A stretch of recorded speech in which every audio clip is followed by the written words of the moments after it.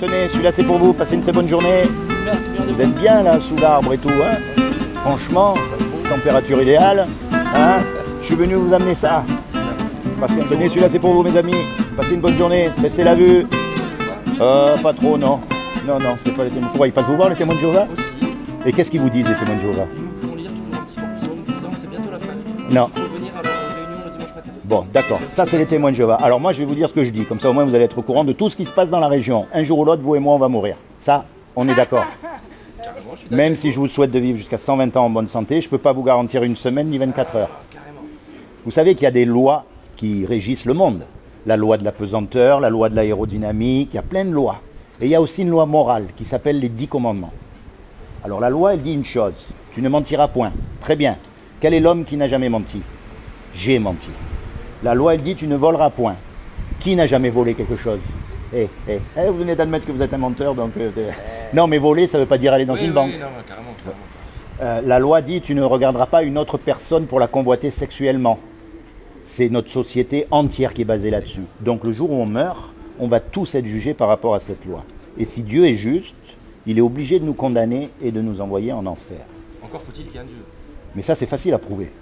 Très facile, en 2 minutes. Une force divine, d'accord. Vous savez ce qu'il ne faut pas faire? C'est confondre religion et Dieu. Il ne faut pas mélanger. Parce que la religion, ça a été fait par les hommes, pour dominer les hommes, et ça nous a dégoûtés de Dieu. Mais que Dieu existe, c'est une évidence, qui est un créateur. Ouais. Vous prenez n'importe quel objet en face de vous. La chaise. Imaginez, je vous dise, j'ai fermé mon garage, je suis revenu 50 ans après, la chaise était là. Vous allez dire, je suis timbré. La preuve même qu'il y a quelqu'un qui a fait la chaise, sans que vous le connaissiez, elle est là dans la chaise. C'est la preuve même qu'il y a quelqu'un qui l'a fabriquée. Votre pull, ma montre, tout ce qu'il y a autour de nous.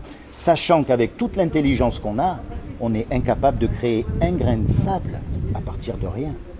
Donc quand vous regardez la complexité de l'univers, attendez, le soleil, le cerveau, la vue, toutes ces choses, c'est d'une intelligence tellement extraordinaire qu'il faut forcément qu'il y ait quelque chose derrière. Là, on est d'accord. Magique et mathématique. On est bien d'accord, il y a une intelligence derrière. Une... Magique et mathématique, il faut qu'il y ait une intelligence. Confondez pas religion et Dieu. Oui, mais Dieu en lui-même, c'est le mot qui me gêne. Alors n'employez pas Dieu. C'est le... Voilà, mais même mettez créateur. Créateur, c'est quelqu'un qui a créé, qui vous a fait à vous. Oui. Mais t'as toujours l'image du mec derrière ces nuages qui te dit... Mais c'est pour ça qu'il a fait... Alors, donc, le jour où on meurt, on va se retrouver devant lui à être jugé par rapport à cette loi-là. Maintenant, vous avez des enfants? Bon. Vous savez que des fois, il faut quand même leur donner la fessée. La loi des 10 commandements, vous dites? Oui, les 10 commandements. Ah non, ça, non. Mais attendez, quand vous mentez, oui. C'est drôle, mais vous savez que vous avez menti.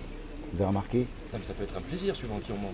Quand vous avez volé quelque chose, comme moi, vous savez, quand on fait des choses pas bien, on le sait au fond de nous. Après, c'est sûr qu'à force de plus écouter notre conscience, mais on le sait, c'est en nous. Ouais. C'est en nous.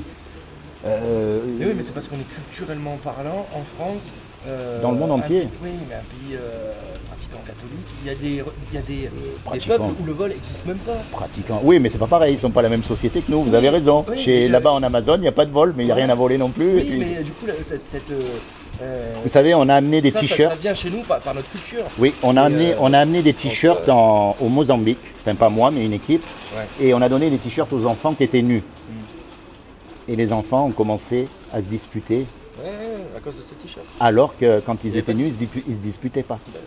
Donc le jour où on meurt, on va être jugé par rapport à cette loi. Et on est tous coupables. Les curés en premier, les imams en second, tous les religieux en premier, parce qu'il n'y a pas un religieux qui pourra dire, on est d'accord. Donc elle est bien cette loi, parce qu'elle met tout le monde à la même... Maintenant, vous avez un enfant, vous lui avez mis la fessée, comme tout le monde, mais s'il fallait que vous donniez votre vie pour lui, vous n'hésiteriez pas une seconde. C'est ce que Dieu a fait pour nous. Malgré qu'on soit coupable. Oui, il a dit, comme il nous a créés, il nous aime. Un créateur, il aime sa création. Quelqu'un qui fait des bijoux, il aime ses bijoux. Quelqu'un qui fait de la musique, il aime sa musique. Donc, comme il est censé nous avoir créés, il nous aime. Il ne veut pas qu'on aille en enfer. Il ne veut pas qu'on soit condamné. Il veut qu'on ait une vie longue et heureuse. Donc, il a fait quelque chose pour qu'on puisse éviter justement cette condamnation. Vous savez ce qu'il a fait? Il faudra qu'on se voie pour les... Casquette. Oui. Il a fait une casquette? Non, je plaisante. C'est un Argentin qui importe des très beaux chapeaux. Alors donc la vérité, c'est voilà.